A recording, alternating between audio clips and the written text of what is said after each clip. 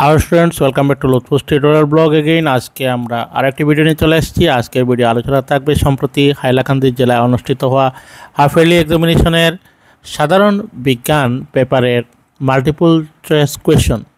আজকের আলোচনায় থাকবে MCQ 11 থেকে স্টার্ট করে MCQ 20 অবধি। প্রথম থেকে শেষ অবধি ভিডিওটি দেখা অনুরোধ রইল। আজকের ভিডিও কিছুটা এক্সপ্লেনেশন দেওয়া থাকবে। চলুন আমরা ভিডিওটি শুরু করি। যারা নতুন অবশ্যই চ্যানেলটি সাবস্ক্রাইব করে রাখবেন এবং পেজটি ফলো করার অনুরোধ রইল। প্রথম প্রশ্নটি হচ্ছে আজকের, দুটি স্নায়ুকোষের মধ্যবর্তী ফাঁককে কি বলা হয়? চারটি অপশন দেওয়া আছে, অ্যাকশন, বি ডেনড্রাইট, সি কোষপ্রান্ত, আর ডি হচ্ছে সাইন্যাপস। এই চারটি অপশনের মধ্যে সঠিক অপশনটি হবে অপশন ডি, সাইন্যাপস।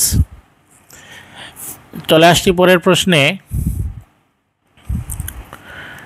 নিচের কোনটি আনুবংশিক প্রবাহ বা বিচ্যুতির একটি উদাহরণ হতে পারে? চারটি অপশন দেওয়া আছে। প্রথম অপশনটি হচ্ছে কীটনাশক থেকে একটি জনসংখ্যা প্রতিরোধী হয়ে উঠেছে। বি, একটি জ্বর জনসংখ্যার এক বিরাট অংশকে নিশ্চিহ্ন করে দিয়েছে। অপশন সি হচ্ছে ময়ূর সঙ্গীদের আকর্ষণের জন্য লম্বা লেজ তৈরি করেছে। আর অপশন ডি হচ্ছে নতুন এলাকায় পাখিদের স্থানান্তর। এই চারটি অপশন থেকে আমাদের সঠিক অপশনটি অবশ্যই খুঁজে বের করতে হবে। তো এখানে আনুবংশিক প্রবাহ বিচ্যুতি হয়েছে অপশন ক, কীটনাশক থেকে একটি জনসংখ্যা প্রতিরোধী বংশ তৈরি হয়েছে। পরের প্রশ্নে আমরা চলে আসছি, নিচের কোনটি উদ্ভিদ হরমোন নয়? চারটি দেওয়া আছে, সাইটোকাইনিন, ইনসুলিন, অক্সিন, জিবারেলিন। এই চারটি অপশনের মধ্যে সঠিক অপশনটি হচ্ছে অবশ্যই ইনসুলিন, যাহা প্রাণী হরমোন, উদ্ভিদ হরমোন নয়। চলে আসছি পরের প্রশ্নে, দুটি ভিন্ন ধরনের জিনকে কি বলা হয়? এখানে এ আছে ফেনোটাইপ, বি অ্যালিলস, সি ক্রোমোজোম, আর ডি হচ্ছে জেনোটাইপ। এই প্রশ্নটির সঠিক উত্তর হবে অপশন বি, অ্যালিলস। এই প্রশ্নের পরের প্রশ্নটি হলো, দুটি ভিন্নধর্মী পিতামাতার মধ্য থেকে একটি সমজাতীয় অপ্রভাবী সন্ততি তৈরির সম্ভাবনা কত হবে? এখানে চারটি অপশন দেওয়া আছে। অপশন এ 100%, বি 75%, সি হচ্ছে 50%, আর ডি হচ্ছে 25%। এই প্রশ্নের সঠিক উত্তর হবে অপশন ডি, 25%। এবার আরেকটি খুব গুরুত্বপূর্ণ প্রশ্নে চলে এলাম। একটি গোলকীয় আয়না এবং একটি পাতলা গোলকীয় লেন্স উভয়ের ফোকাস দৈর্ঘ্য -15 সেন্টিমিটার। আয়না এবং লেন্স সম্ভবত হইবে। এখানে প্রশ্নটি ইংরেজি এবং বাংলার মধ্যে একটু ভুল দেওয়া আছে। ইংরেজিতে -15 দেওয়া আছে, কিন্তু বাংলাতে +15, সুতরাং সেটা ইংরেজি হবে -15।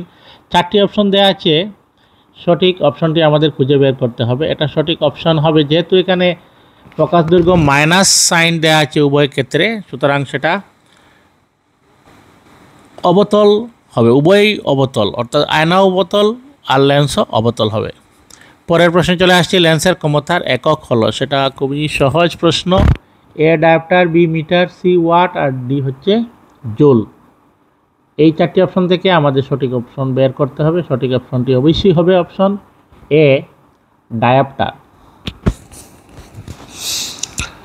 পরবর্তী প্রশ্নে চলে আসছি, একজন শিক্ষার্থী 15 সেন্টিমিটার উচ্চতার একটি ফ্লাস্ক এবং অবতল আয়না ব্যবহার করে একটি কার্যকলাপ করেছে।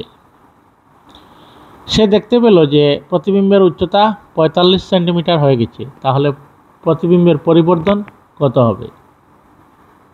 আমরা সূত্রমতে এখানে অঙ্ক করব। এখানে চারটি অপশন দেওয়া আছে। প্রথম হচ্ছে -3 গুণ, খ হচ্ছে -1/3, আর সি হচ্ছে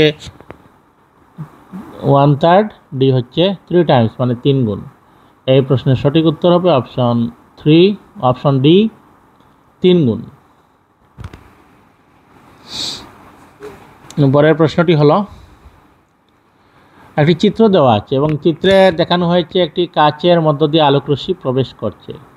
তো বায়ু মাধ্যম থেকে কাচে আলোকরশ্মি প্রবেশ করার পর আলোকরশ্মির তার মূল পথ থেকে বিচ্যুত হয়ে গেছে। এই বিচ্যুত হওয়ার কারণ কি হবে? চারটি অপশন আছে। এ, আলোকের পরিমাণ পরিবর্তনের জন্য। বি, বাতাসের প্রবাহের দিকের পরিবর্তনের জন্য। সি হচ্ছে বাতাসের তাপমাত্রার পরিবর্তনের জন্য। আর ডি হচ্ছে মাধ্যমের ঘনত্বের পরিবর্তনের জন্য। এই প্রশ্নের সঠিক উত্তর হবে অপশন ঘ, মাধ্যমের ঘনত্বের পরিবর্তনের জন্য আলোকরশ্মি তার মূল পথ থেকে বিচ্যুত হয়েছে।